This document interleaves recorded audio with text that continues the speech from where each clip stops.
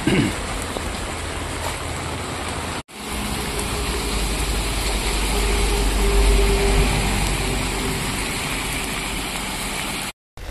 काय नाव आपलं?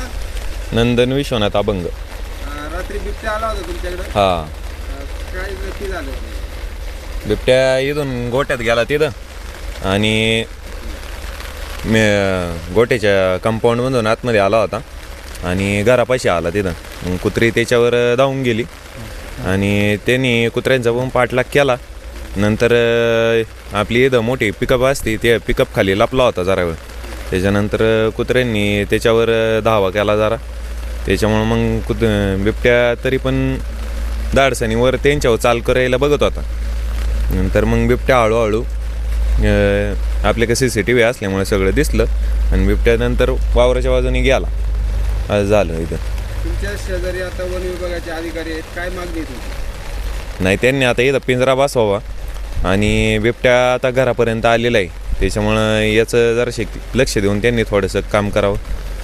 गेल्या काही महिन्यांमध्ये जुन्नर तालुक्यामध्ये अनेक बळी गेलेले आहेत. हां, त्यामुळं शेतकऱ्यांमध्ये मोठं रोषाचं वातावरण आहे. काय म्हणते? नाही, बिबट्यांची संख्या खूपच वाढलेली आहे. त्याच्यामुळं याच्यावर कायमस्वरूपी काहीतरी एखादा निर्णय पाहिजे नाही असं शेतकऱ्यांचं पण मागणं आहे.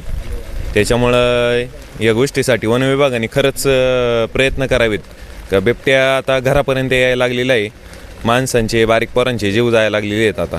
त्याच्यामुळे या गोष्टीसाठी त्यांनी योग्य उपक्रम राबवून त्यांची जरा संख्या नियंत्रणात आणण्यासाठी काहीतरी काम केलं पाहिजे.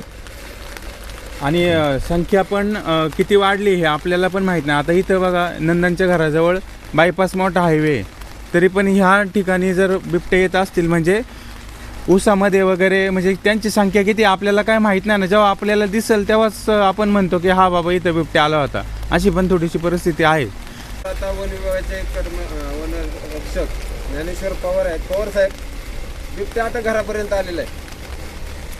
सर, बिबट्यांनी आता सध्या पावसाचं वातावरण आहे आणि तो भक्ष्याच्या शोधात इकडं तिकडं सायरावायरा झालेला आहे. आणि इथं येण्याचं कारण म्हणजे गेल्या वर्षी टायमिंगला इथं बिबट्याचा एक ॲक्सिडेंट झाला होता पलीकडं.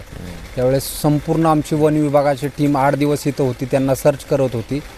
आणि त्यानंतर ते आम्ही थर्मल ड्रोनमध्ये सुद्धा सकाळ संध्याकाळ त्यांना बघितलं, पण ते त्यावेळेस नाहीसे झालते तिथनं. आणि इथं